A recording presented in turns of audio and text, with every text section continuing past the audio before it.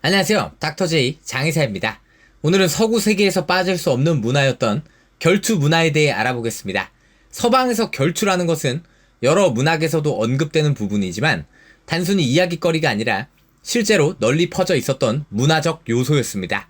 단적인 예를 들자면 독일의 유명한 철혈 재상 오토 폰 비스마르크도 어릴 적에 20번이 넘는 결투를 경험한 남자였고, 러시아의 국민 시인으로 러시아 근대 문학의 아버지격으로 추앙받는 알렉산드르 푸시킨은 이 결투를 하다가 불과 37살에 죽기도 했습니다. 푸시킨만 해도 19세기 인물인 것만 봐도 알 수 있듯 서방에서는 이 결투 문화가 내내 지속되었었는데요. 유럽의 주 민족인 게르만 문화에서는 페데라는 결투 문화가 있었습니다. 게르만 문화는 실제 복수라는 개념의 결투를 인정합니다. 일본에서도 메이지 이전까지는 서로가 합의한 무사 간의 결투를 인정하는 것과 비슷한 문화죠. 다만 페데는 흡사 전쟁과도 같이 복수의 인원이 뒤엉켜서 싸우기도 했습니다. 그 숫자가 너무 커서 진짜 전쟁이나 마찬가지인 국가 간의 결투는 아니지만 집단 간의 결투 패대가 일어나기도 했습니다. 그러나 유럽 사회를 지배하는 시대 정신인 종교가 등장하고 원시적 문화를 배척하기 시작하면서 기독교가 유럽의 문화를 지배하기 시작했는데, 여러분, 이 패대가 사실상 전쟁이나 마찬가지인데 유럽인들이 낭만이 있는 건지 그냥 야만적인 건지 패대라는 결투 문화는요, 진짜 결투입니다. 단순하게 명예, 자존심, 사적, 복수적 요소의 결투로 봐야 하는 이유가 철저한 룰 안에서 이루어지기 때문입니다. 전쟁처럼 무언가를 빼앗고 죽이는 이런 종류의 혈투가 아니라 일시, 장소를 확실하게 정해야 하고 입회인도 준비해야 하며 패대와 상관이 없는 사람이나 민간인은 절대로 건드려서는 안 되는 나름의 신사적인 부분이 있었습니다. 15세기까지 하도 별의별 이유로 결투가 일어나자 신성 로마 제국의 황제 막시밀리안 1세가 1495년 보름스 의회에서 영구 란트 평화령을 때리는데, 이로 인해 사적 결투 제한을 걸어 패대는 공식적으로는 사라집니다. 자, 여러분, 유럽 문화의 특징 중 하나가 결투 재판이라는 게 있는데요. 검이나 칼, 도끼 등을 이용한 결투로 피의자에 대한 유무죄를 판단하는 재판으로 아마 서양의 중세를 다룬 영화나 드라마를 자주 보신 분들은 한 번쯤은 보셨을 겁니다. 이것도 게르만 특유의 원시 신앙이 그 원천인데요. 신은 정의로운 자에게 힘을 주신다라는 원시 신앙에서 비롯된 것이라 보통 학계에서는 말합니다. 이러한 원시 신앙이 기독교와 융합하여 중세 유럽에서 하나의 질서로 자리 잡게 되는데, 패대는 그냥 개인, 집단 간의 결투라면 결투 재판은 왕이나 귀족의 권위를 뒷받침해주는 제도이기 때문에 아주 중요한 요소였습니다. 당연히 결투 재판은 어느 정도 신분이 되는 층에서 이루어지며 때문에 정치적 요소가 들어가는 게 문제였습니다. 유명한 재판으로는 820년에 아랍인들과 내통했다는 의혹을 받은 바르셀로나 백작 베라와 자닐라 백작의 결투 재판이었는데, 베라는 자신의 무죄를 입증하기 위해 결투 재판을 요청했고 이게 받아들여져 결투가 벌어졌고, 베라는 패배하여 원래 죽는 상황이었지만 베라는 패배한 후 자신의 죄를 인정했고 황제가 사면권을 발동해서 목숨은 건졌으나 지위를 잃고 추방당했습니다. 12에서 13세기까지 이러한 결투 재판은 내내 이루어졌고, 여러분, 장갑을 던져 결투를 신청하는 문화도 이때 생겼던 문화입니다. 도전자가 장갑을 던지면 이를 줍는 것이 결투 승낙의 표시였습니다. 이 결투 재판이 사라지게 되는 것도 로마 가톨릭이 이를 야만적인 문화로 규정했기 때문이고, 유럽인들도 아주 오랜 시간이 지나서야 결투와 결과와 진실은 상관이 없다는 것을 점차 인지하기 때문이었죠. 이후에도 일본의 사무라이가 모욕을 당하거나 체면이 손상되는 것을 곧 죽음으로 여겼던 것처럼 중세 유럽에 기사도 문화가 자리 잡게 되면서 명예를 중시했고, 또한 기사라는 집단은 기본적으로 일본의 무사처럼 전투 집단이기 때문에 무용을 뽐내면서도 그 과정에서 어떻게든 명성을 떨치거나 명예를 지키고자 했습니다. 14세기 이후로는 원시적인 재판 과정의 결투는 거의 사라졌고 일명 명예결투가 유행했는데, 이 시대에는 결투에 도전을 받은 사람이 이를 거절할 수도 있지만 이는 엄청난 불명예였습니다. 또 어떠한 원한 관계나 발단이 없이 그냥 명예로 겨루는 마상결투 같은 경우는 그 시대 최고의 오락이었고, 이게 단순한 스포츠가 아닙니다. 왕의 권위를 나타내는 정치적 장치이기도 했고 국가적 행사이기도 했으며, 패대나 결투 재판과 마찬가지로 실제 사망자도 나오는 일종의 진검승부였습니다. 기사끼리의 명예 결투가 일어나는 원인은 기독교 신앙적 싸움, 모욕, 간음, 모함, 연애 등 다양했습니다.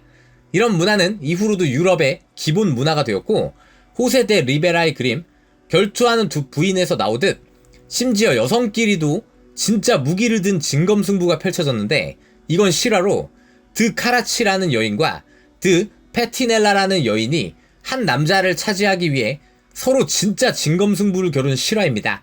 프랑스의 사테 누레라고 하는 영주는 패드립을 당하자 빡쳐서 진검을 들고 결투에 나서기도 했으나 상대인 자르나크 백작에게 죽임을 당하기도 했습니다.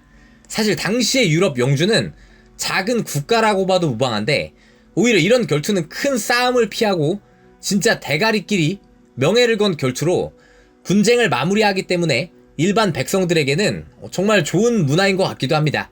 사실 대가리끼리의 감정으로 수많은 사람들이 죽는 세계사를 보면 괜찮은 시스템인 것 같기도 하죠. 로마 가톨릭이나 왕이 중세 이후로는 사적인 결투를 제한했으나 실제로는 다 했던 것으로 보입니다. 자, 여러분, 낭만이 있잖아요. 기사가 막 갑옷 입고 말 타고 창 들고 칼 들고 이렇게 서로의 기량을 겨루는 결투, 폼이 나는데, 사람의 문명이 발전하면서 이 결투라는 게 병장기가 아닌 총으로 결투를 벌이는 추세가 됩니다. 특히 영국은 권총으로 결투를 벌이는 문화가 19세기까지 이어져 귀족들이 포진한 군 내부에서 큰 문제가 되기도 했습니다. 심지어 외무장관을 역임한 찰스 제임스 폭스와 상급 재판소장 월리엄 애덤이 18세기 총으로 맞짱 결투를 하다가 폭스가 총에 맞아 중상을 입은 사건이 있었을 정도입니다. 지금으로 치면 대한민국 외교부 장관 조태열과 대법원장 조이대가 말싸움하다가 빡쳐서 권총으로 1대1 결투를 벌인 거나 마찬가지죠. 이처럼 유럽 사회에서 결투란 분쟁을 해결하는 나름대로의 문화였습니다. 재미있는 것은 유럽의 결투 문화란 나름대로 왕이라는 절대자가 있고 규칙이나 예절, 정해진 룰을 따르는 게 서로 죽고 죽이면서도 미덕이었는데, 미국의 결투 문화는 철저한 무법 문화였고 별의별 습격이나 집단 총격전이 수시로 이루어졌다는 것입니다.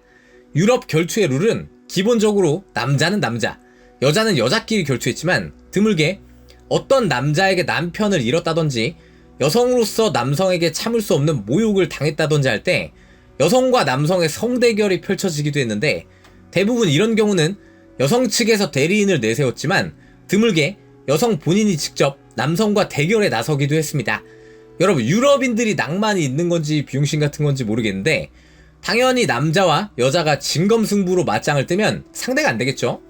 이럴 때 하던 게 바로 핸디캡 매치입니다. 남성은 땅에 구멍을 파고 거기 들어갔고 왼손을 몸에 묶고 한 손만 써야 했습니다. 그뿐만이 아니라 여성은 그런 게 없지만 남성은 여성을 공격할 수 있는 횟수 제한도 있었죠. 아주 그냥 남자로 태어난 게 봉이죠. 이 그림에서 여성이 들고 있는 건 돌을 천에 묶은 무기고 남성이 들고 있는 건 그냥 몽둥이입니다. 여러분, 이것도 진검승부입니다.